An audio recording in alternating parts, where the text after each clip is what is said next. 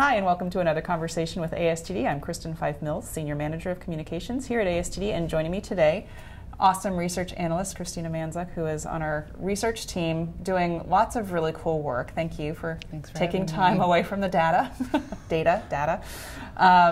So I want to talk a little bit in general about ASTD's research efforts. I know that it is something that our members value very much. It is part of our mission as a society serving this our L&D profession. So talk to me a little bit about what it's like to work in research at ASTD. To work in research at ASTD, well, I get to work with a lot of different groups here, and I also get to work with a lot of different groups outside as well, various different topics as well, human capital, what's trending, community of practice. So we just take a look at everything that's going on in the profession, and we take different spins, and we just take a look from different angles as well. When we're talking about ASTD's research, I mean, we can't produce a research report every month because we actually put a lot of work into these research reports. Right. They take a long time to get the data for, they take a long time to write. And but when we are sitting back, and we're at the end of the year now, looking forward to what we're going to be producing for research, how do we make those decisions about what ASTD's research effort is going to center on? Sure. So we take a look at what is currently trending in the L&D profession, either by surveying members, just talking with people, even talking to staff here at ASTD. We also talk to senior leadership here, see what they have in mind, because they might have a different view. We talk to our community practice managers, and we also have sometimes people from the outside public, people from universities, people from different organizations who might have some ideas, and they know that ASTD does a lot of research and does the research well, and we have a really good name in the L&D profession, so they come to us and approach us with some ideas and some thoughts. Some of the things that we've covered in 2013 include? So 2013 included, so we did a state of sales training from 2012. We did a mobile learning that was featured at ICE, actually, at our International Conference and Exposition 2013 in Dallas.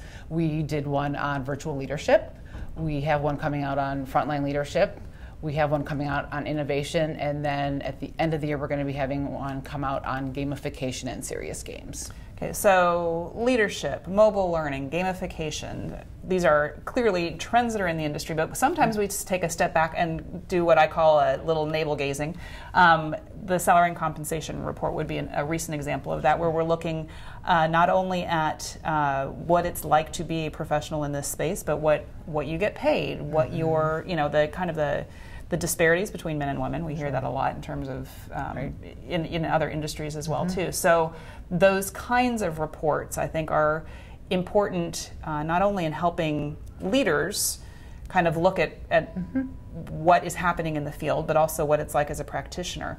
And then we do the big daddy, the state of the industry report. As on the communications side of the house, I know that this is the single report that gets quoted most frequently out in the media when people are trying to get a snapshot of what training looks like. Right. How much are companies spending on training, Kristen? Well, let me point you to the state of the industry research report. Talk to me a little bit about how that all comes together. Okay, so we have a survey around 13 key metrics.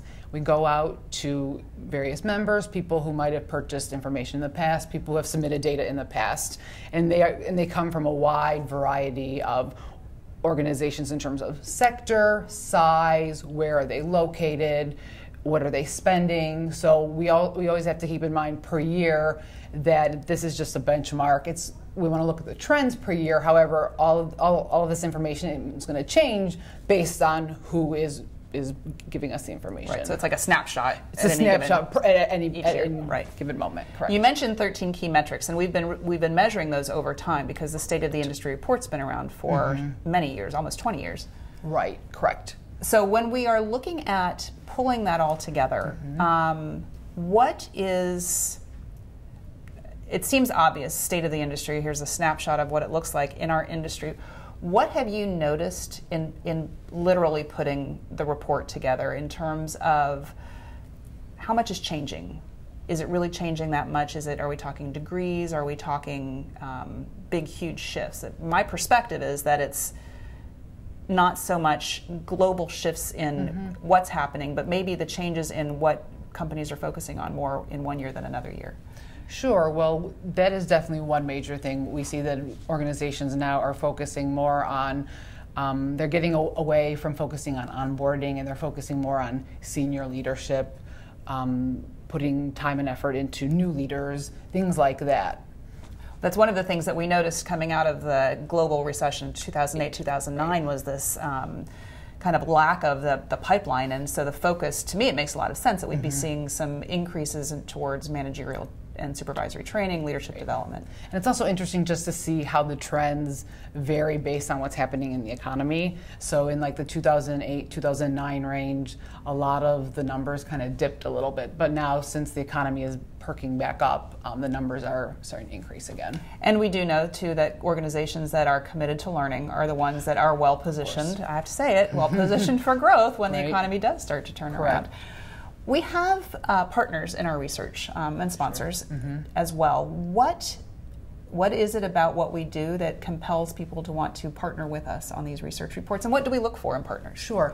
So I think a major thing is just the ASTD name. A lot of people come to us because they know that we can give them what they're looking for, and just we have a really good brand out there. A lot of people have been with us for many years. I have people approaching us saying, you know, I've been with ASTD member for 20 years, you know, and you guys always have great research. You guys are very responsive, you know, state of the industry is awesome. So I guess that's one thing. And then in terms of partnering with people, we're just looking at, so what are their topics, what are they looking for, but also how do they want to use the data?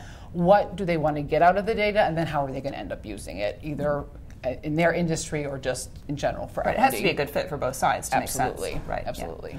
Okay, so looking forward to 2014, sure. What do we have on tap? Okay, so far we have... This is the inside scoop. So far we only have, actually 2 reports. We have True Impact of Learning, and then we're going to also have one on big data. So just looking at how organizations are literally cleaning data, how do they deal with the data that they receive, because obviously a lot of times there's gaps. How do they end up working with that, and then how do they make it meaningful? All right, so you got a little bit of a sneak peek as to what's coming up in 2014, 2 very important topics. Impact learning, we're connecting those dots, yes. I mean, we have been, I hope you are as well.